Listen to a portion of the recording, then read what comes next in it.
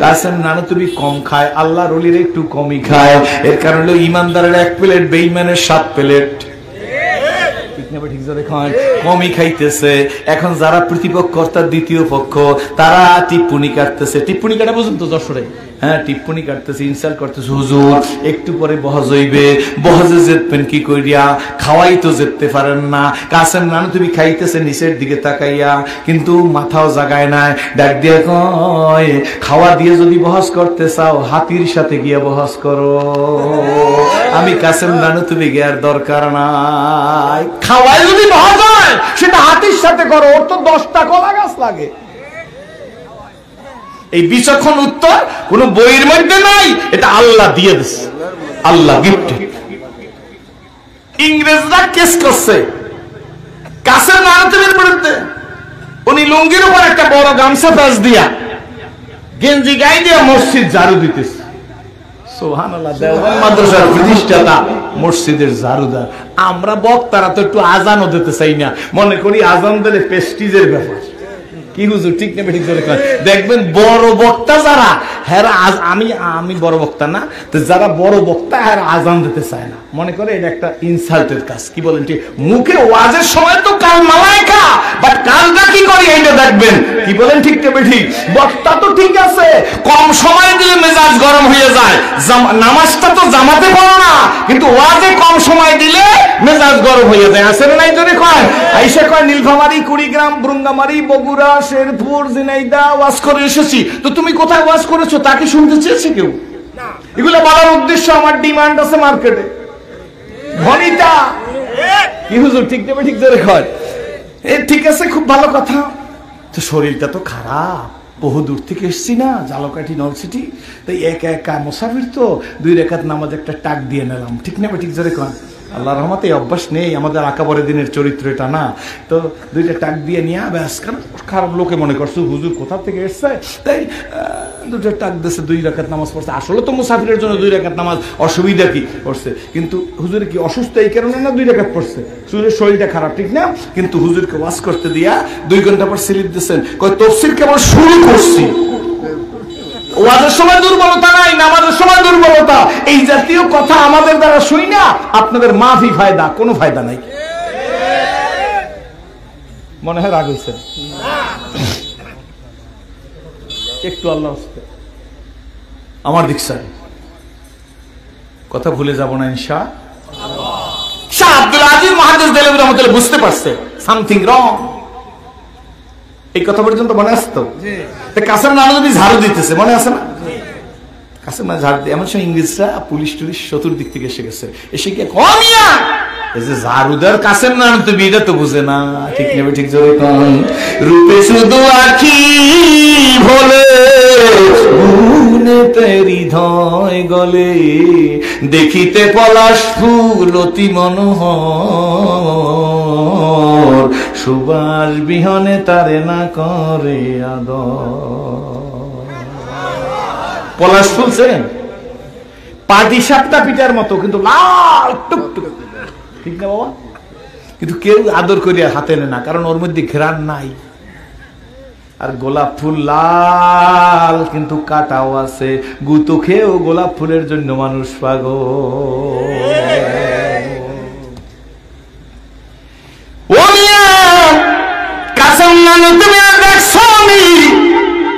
জিজ্ঞেস করে কার কাছে? ঝাড়ু দিতেছে কেনা? উনি বলে যে কাসেম নানুতুবি কে তো চিনি, আমার আমি চিনি না। তো বলে উনি কোথায় বলতে পারো? তো কাসেম নানুতুবি যেখানে ছিল, কাসেম নিজের দিক চাইতেছে আর পিছনে গেছে কদ্দুর গিয়ে বলে, যেখানে আগে দাঁড়ানো ছিল, বলে আগে এইখানে ছিল, এখন এই দিক চলে গেছে। ঠিক বলছে না? মিথ্যা বলছে নাকি? এই জ্ঞান কার? পুলিশে হুড় করে খুঁজতেছে কাসেম নানুতুবির দিকে, জোরে কোন সুবহানাল্লাহ। কয় তুমিও যদি তোমার জীবনকে ইসলামের জন্য বিলীন করো গো, আমি ইলমের ভান্ডার তোমার জন্য খুলে দিব। খুশি না বাজার? শাহ আব্দুল আজিজ মুহাদ্দিস দেলভী রাহমাতুল্লাহ বুঝবার পারছেন লোকটার অসৎ উদ্দেশ্য। ডাক দেখে, বাবা তোমার ধর্মগ্রন্থ তুমি নিয়ে আসছো বাইবেল, কোনো সমস্যা নাই, এটা তোমার ধর্মগ্রন্থ, এটা আমিও ডিজনার করি না, অসম্মান করি না, এটা আসমানি কিতাব। কিন্তু শোনো গো, তুমি তোমার ধর্মগ্রন্থকে অপমান করার শক্তি তোমার নাই। আর আমি কোরআন এমনি আনবো না। কোরআন আমার হার্ট, কোরআন আমার হৃদয়, কোরআন আমার জীবন, কোরআন আমার জীবন ব্যবস্থা। জোরে কোন আলহামদুলিল্লাহ। এই জন্য ফাঁকে কথা না বললেন আব্বুরা শুনে রাখে দেন, শুধু ইসলাম ধর্ম না, ইসলাম হলো জীবন ব্যবস্থা। একজন মুসলমান টয়লেটে কোন পাও দিয়ে দেখবে, কোন পাও দিয়ে বের হবে, মসজিদে কোন পাও দিয়ে ঢুকবে, কোন পাও দিয়ে বের হবে, নখটা কোনখান থেকে কাটা শুরু করবে, কোনখানে গিয়ে শেষ করবে, মেসোয়াকটা কোনখান থেকে শুরু করবে, কোনখানে গিয়ে শেষ করবে, মাথার চুলটা কেমন হবে, মোষটা কেমন হবে, দাড়িটা কেমন হবে, কাপড়টা লুঙ্গি টাকনুর উপরে পড়বে না নিচে পড়বে, রাজনীতি কেমনে করবে, তবলিগ কেমনে করবে, পীর মুরিদি কেমনে করবে, জিকির কেমনে করবে, বড়র সাথে কেমনে ব্যবহার, ছোটর সাথে কেমনে ব্যবহার, অমুসলিমের সাথে কেমনে ব্যবহার। বরঞ্চ ইসলাম যদি কায়েম হয় এই দেশে বেনিফিট পাইবে সবচেয়ে বেশি অমুসলিমরা। যদি এই দেশে কোনদিন ইসলামী হুকুমত কায়েম হয়, অন্য ধর্মাবলম্বী ভাইদের বলে রাখি, এই টুপিওয়ালা, এই মুহাদ্দিস মুফতি শাইখুল হাদিসরা আপনাদের ধর্মীয় অনুষ্ঠান পাহারা দিয়া দেবে, যেন কেউ আপনাদের বিঘ্ন ঘটাইতে না পারে। এর নাম হইল ইসলাম। জোরে বলে নারায়ে তাকবীর। এর নাম ইসলাম, কিন্তু আপনাদের ভুল বুঝাইছে, টুপিওয়ালারা খারাপ। হযরত শাহ আব্দুল আজিজ মুহাদ্দিস দেহলভী রাহমাতুল্লাহ বলতেছে, বাবা কোরআন আমি আনবো না, কোরআন আমি আগুনেও দেবো না, বাইবেলও তুমি আগুনে দিও না, কোরআন হইল আমার জীবন। শোনো, এই হক আর না হকের, সঠিক আর বেঠিকের তমিজ করার জন্য বাইবেল কেন আনবা? তোমার বাইবেল তুমি তাকে রাখো, আমার কোরআন তো আমার তাকিয়ে আছে। প্রিপারেশন নাও, দুইজন রেডি হই, তুমিও রেডি হও, আমিও রেডি হই। জ্বলন্ত আগুন তো আসি, তুমিও লাভ দাও, আমিও লাভ দিই, দুইজনই আগুনের মধ্যে পড়বো। যে পুড়ে যাবে সে না হক, যে যেতে থাকবে সে হইল হক। আসো। এখন দেখেন সুবহানাল্লাহ বিহামদি, এখন এই আপনার খ্রিস্টান চিনতে পড়ে গেছে, এখন মাথা চুলকাইতেছে, হুজুর মাওলানা, হুজুরের দিকে তাকায়, মাওলানা, উফ মাওলানা, pain pain, you are very dangerous মাওলানা। তুমি মাওলানা, বড় মারাত্মক মাওলানা, হাত দাও, হাত দাও, আমি তোমার কাছে কলেমা পড়ে মুসলমান হইতে চাই। তুমি কেমনে বুঝলা যে আমার সামথিং রং? এই বাইবেলে আমি কেমিক্যাল মিশিয়ে আনছি। তুমি বলতেছো দুইজন মানুষ ঝাঁপ দেবো, ঝাঁপ দিলে তো আগে আমি পড়ে যাব। এরপরে কি ইসলাম ছেড়ে দিবেন না ধরবেন? কারা কারা ধরবেন? 2000। জোরে বলেন আল্লাহুম্মা আমিন। আরেকটু জোরে বলেন আল্লাহুম্মা আমিন। বন্ধু ভুলে যাই নাই, নবীকে ডাক দিয়ে বলে, মুহাম্মদ তুমি বড় কালো বলে আছে নিজের খান। আল্লাহ নবী ডাক দিয়া বলেন, ঠিক আছে, তুমি ঠিকই বলছো, নবী তো নবী, ইন্নাকা লাআলা খুলুকিন আযীম, আপনি আজিম চরিত্রের মানুষ। এই জন্য নবী ধৈর্য সহকারে বলে, তুমি ঠিকই বলছো। আমি সেরাজির ধারণা নবী এই কারণে বলছে যে তুমি ঠিকই বলছো, আমার ধারণার কথা বলতেছি, আমার ধারণা নবী এই জন্যই বলছে তুমি ঠিকই বলছো। তোর আত্মা খারাপ, তোর চোখ খারাপ, ওই কুপিবৃত্তি, তোর অপবিত্র আত্মা দিয়া, অপবিত্র চক্ষু দিয়া আমি নবীর উজ্জ্বল দেখা তোর পক্ষে সম্ভব না। প্রসাবের বোতলে কোনোদিন আতর লওয়া যায় না, আতরের বোতল সম্পূর্ণ আলাদা। জোরে কোন সুবহানাল্লাহ। লোকটা নবীজি বলে, ঠিকই বলছো। লোকটা চলে গেছে, নবীজির সাথে ঝগড়া করবার পারে নাই।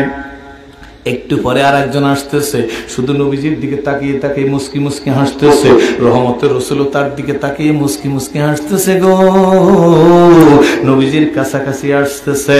রহমতের রাসূল দূর থেকে ডাক দিয়ে বলে, কি দেখো, কি দেখতেছো, কি দেখো সাহাবী? আল্লাহু আকবার। সাহাবী আর একটু দূর আসতেছে, নবীজির কাছে এসে বলে, নবীজি গো, আকাশের চাঁদ দেখতেছি আর জমিনের চাঁদ দেখতেছি। জমিনে আবার চাঁদ আছে নাকি? জোরে কোন। জমিনের চাঁদ কারে বলছে? দিল কান্দে রে, মন কান্দে রে, কোথায় গেলে পাবো তোমাকে, হায় মোহাম্মদ সাল্লাল্লাহু। বলো, দিল কান্দে রে, মন কান্দে রে, কোথায় গেলে পাবো তোমাকে, হায় মোহাম্মদ কামলেওয়ালা জীবনে হবে কি তোমার দিদার ইয়া রাসূলুল্লাহ, জীবনে হবে কি দিদার ইয়া হাবিবাল্লাহ। এটা ভালো লাগে না মনে হয়? আপনারা যে বলেন না হুজুর এটার কালচার নাই। আচ্ছা, এটার কালচার না থাকলেও এই যে জৈনেরা আজকাল প্যান্ট খুললে ফুরিয়ে যায়, দেখছেন না? জৈনেরা আগস্টে বাজান তোকে পক্ষে বাস করবো, এই প্যান্ট খুললে পড়ে যাইতেছে ইউটিউব, ফেসবুক, ইন্টারনেট, আর কি এগুলো আমি বুঝি না। এই যা শুনছি এগুলো দেখতে দেখতে চোখে কম দেখে, কানে কম শোনে। রাগ করেন না, 17-18 বছরের ফোলাফানের চেহারা থাকবে, কালো হোক, ফর্সা হোক, শ্যামলা হোক, ফুটন্ত গোলাপের মতো। আজকের ফোলাফান ইউটিউব আর ফেসবুক আর ইন্টারনেট আর ব্লু ফিল্ম দেখতে তোর সিনেমা হলে যাওয়া লাগে না। এটা দেখতে দেখতে দেখতে দেখতে হের গাল এরকম ভিতরে ঢুকে গেছে, কি ঠিক নেবে ঠিক জোরে কর। হ্যাঁ, চোখে একজন আর দুইজন দেখে, প্যান্ট খুললা কমপক্ষে নাবির নিচে 1 বিঘাত নামে গেছে, সুন্দরবনের জঙ্গল ফঙ্গলও দেখা যায়। কি ঠিক নেবে ঠিক জোরে কন। এই অবস্থা আপনারা দেখছেন না দেখেন না জোরে কন, আছে না নাই জোরে কন। রাগ করিস না, শোন। গান তো জীবনে শুনছিলাম কম বেশি, এখান থেকে কুষ্টিয়া বেশি দূরে না। বাউল শিল্পী একজন, বাউল শিল্পী তো বোঝেন, বুড়ারা বুঝবে না। ওই আগের যারা এটা তো ইফতিজিং বুঝছে, সাহাবিগো নাম ধরছে, আপনি যেদিকে ছিলেন সেদিক যান, আমার কোনো সাবজেক্টই নেই। বাউল শিল্পী নাম কি জানি না, সেদিন শুনলাম বেড়ায় কয়, আমি কথা তো ঠিক, মানলে অনেক ঠিক। তুমি ভেবেছো কি মনে এই ত্রিভুবনে তুমি যাহা করে গেলে কেউ জানে না, বারে বারে আর আশা হবে না, বারে বারে আর আশা হবে না। শুনছেন না? আমার মুখেই শুনলেন প্রথম। তুমি ভেবেছো কি মনে, আল্লাহু আকবার, খালি ইমান দান নিয়ে ফেলাই দিতে পারলে এই কামটা হয়ে যেত। তুমি ভেবেছো কি মনে এই ত্রিভুবনে তুমি যাহা করে গেলে কেউ জানে না, কত বাস ইসলামের দেশ মনে করছো কেউ জানে না, জানে যিনি তিনি হুয়াল হাইয়ুল কাইয়্যুম। তোমার বাটখারায়, তোমার পরিয়ারে বাটখারা কর না, তোমার বাটকা দাড়ি পাল্লার মধ্যে, তোমার ওজনের পাল্লার মধ্যে 1000 গ্রামের পরিবর্তে 900 গ্রাম আলাদা তুমি কিনে বেচা কিনা করতেছো। তুমি মনে করছো দুনিয়ার কেউ জানে না, যে জানে তিনি হইল আমার আল্লাহ। পরবর্তী একবার আইসা সংশোধন করিয়া যাবে, এমন শক্তি আর না।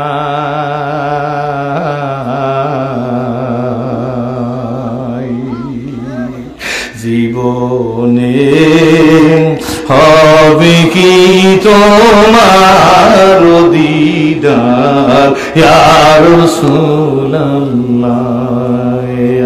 আশায় রয়েছি আমি গুনাহগার ইয়া হাবিবাল্লাহ, তোমার জিয়ারত যায় হাজারো হাজি মদিনায় হাজারো,